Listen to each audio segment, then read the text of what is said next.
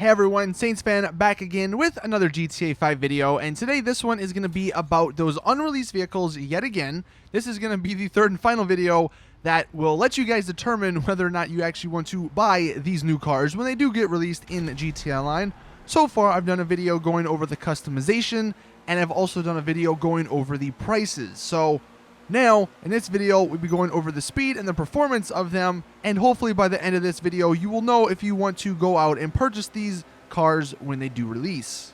Now, right off the bat, you're seeing the Nero, or you're seeing the two supercars. We have the Nero Custom, and the Italia GTB. I don't believe the Italia GTB is custom. We actually kind of forgot about the custom variant of that in these races, or in these speed tests, so sorry about that. But it is sort of the supercar behind the Nero. I feel like many people aren't going to be going out and getting the Italia GTB when the Tempesta just came out, which is like really good and really cheap, you know, compared to the high-end supercars. And then the Nero coming out, which, as you're seeing in these speed tests, might, you know, be one of the top supercars when it does come out and people do official testing. As always, speaking of testing, my tests are not official by any means. You can see we're on an airport. We're going in a straight line. This test just tests the acceleration and the top speed, comparing it to some of the cars, you know, in that category. In case you did not tell already, I am actually driving the Nero Custom. The other Nero is a regular version, and then, like I said, the Italia GTB is the yellow car. You can see in the test, though, they're all pretty competitive for the most part. In some of the tests, you'll see, like, someone may mess up, and ultimately, you know, the majority of these tests all come down to the driver. But car to car, it seems like they're all relatively equal. I mean, both the Neros do seem like they beat the Italia GTB by a little bit. So again, that's why I think people are going to go to the Nero instead of the Italia GTB. But what's interesting, and I don't know if like this will show in the lap times or whatever, but it almost seems like the Nero Custom is slightly faster than the regular Nero. I don't believe it's by much, but as you're seeing in most of these tests, it almost feels like it has a better acceleration. At least. I think the top speeds might be the same, but the acceleration almost seems a slightly better than the regular Nero. And then this last test for the Nero, I wanted to test it against one of the best supercars, the T20. This is probably one of the most rounded supercars in the class. And just on this straightaway, or just on this strip, the Nero Custom actually does beat it. The T20 has it beat for most of the strip, but right at the very end, the Nero Custom does overtake it. So the Nero Custom, like, you know, the adder works, it's going to have, or it looks like it's going to have the best or the highest top speed. Acceleration is good. It's not great compared to some of the other supercars, and I think that's going to show in track times.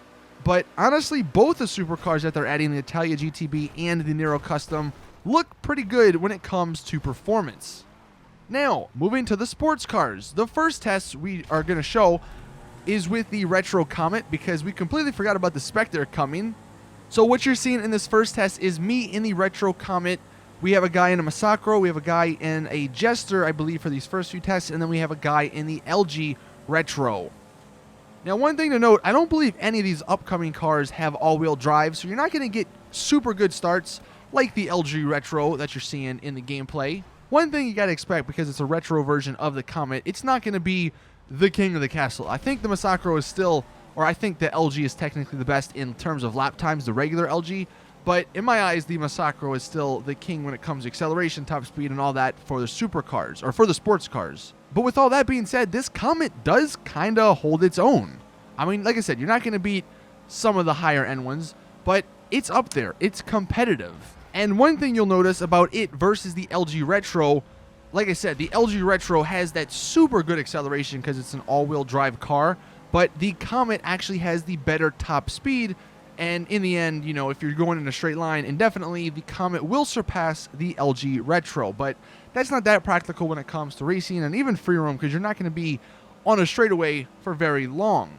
Now, despite what you've just seen and what you may be thinking about the performance, how it's not that good compared to some of the top-end supercars, there are some benefits to the Comet Retro and why you can make a case for buying it. One, it's an awesome-looking car. Two, customization's really good. But three, you can double clutch in it super easy. And that's what you're seeing in this test. It actually beats the Massacro if you double clutch.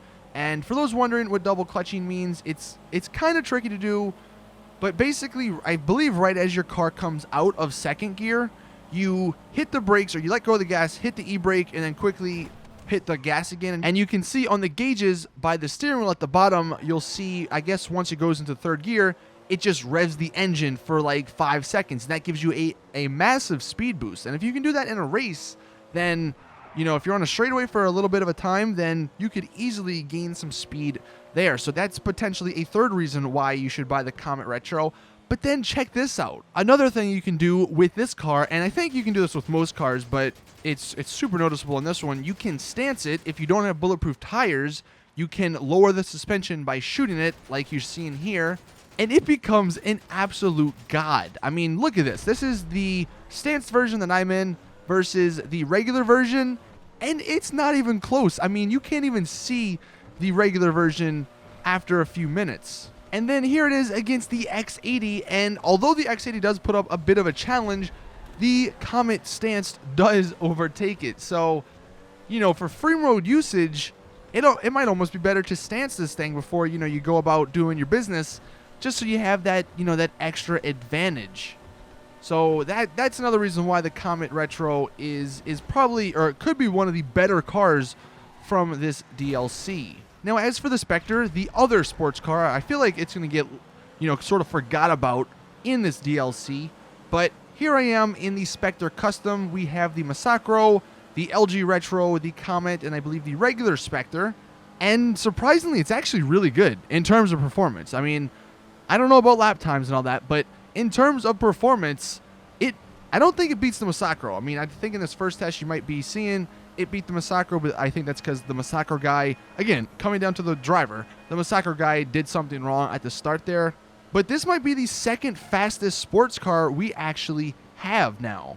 Like all the other ones, you don't get a super great start because it's not all-wheel drive. But as you're seeing in these tests, it appears that it is comparable to the higher-end sports cars. So I guess all in all, if you want to break it down, the Italia GTB, it feels like it's really good. Although it might be just a little bit less than the Nero, so that's why you might not want to go out and buy it if you don't have a ton of money. The Nero Custom, it could very well be the best supercar, you know, in its category. I'm pretty sure they patched all these stunting supercars so they don't have their super crazy glitches anymore. So I don't know which one's the top of the line now. I don't know if it's the X80 or the T20. I believe actually the Tempest is up there now.